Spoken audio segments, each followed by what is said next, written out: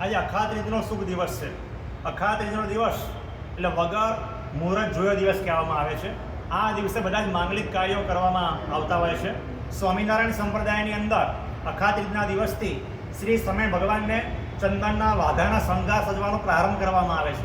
કારણ કે ઉનાળાના વૈશાખ માસની અંદર ખૂબ જ ગરમી પડતી હોવાથી ભગવાનને ઠંડક પ્રાપ્ત થાય એ અનુસાર ચંદનના વાઘા ધરાવવામાં આવતા હોય છે. આ ચંદનના વાઘા તૈયાર કરવામાં લગભગ 7 દિવસ અગાઉથી પથ્થર ઉપર લાકડાનું ચંદન ઘસવા માટે તૈયાર કરવામાં આવતું હોય છે. આ ચંદનના વાઘા તૈયાર કરવામાં લગભગ 5 કિલો ચંદન વપરાતું હોય છે. અને આ રીતે કુમકુમ મંદિરમાં છેલ્લા 40 વર્ષથી ભગવાનને ચંદનના વાઘાના શણગાર કરવામાં આવે છે. તો આજે વાઘાના દર્શન માટે અનેક ભાવિ ભક્તોએ લાભ લીધો હતો. સાથે સાથે આજે અખાત ત્રીજ છે. તો અખાત ત્રીજનો મહિમા એવો છે કે પરશુરામ ભગવાનની જયંતિ આજે ઉજવાય છે.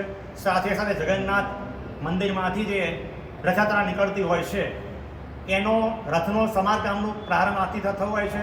બાકી બિહારીના જે મૂર્તિ છે વૃંદાવનમાં એ પણ આથી દર્શન આપતા હોય છે. એમ અખાત ત્રીજના દિવસથી કોઈ પ્રસંગો ભેગા થાય છે અને સ્વામિનારાયણ સંપ્રદાયની અંદર ચંદનના વાઘાનો આજથી પ્રારંભ થાય છે. એ પ્રમાણે કુમકુમ મંદિરની અંદર પણ ભગવાનને ચંદનના વાઘાના શણગાર કરવામાં આવ્યા હતા.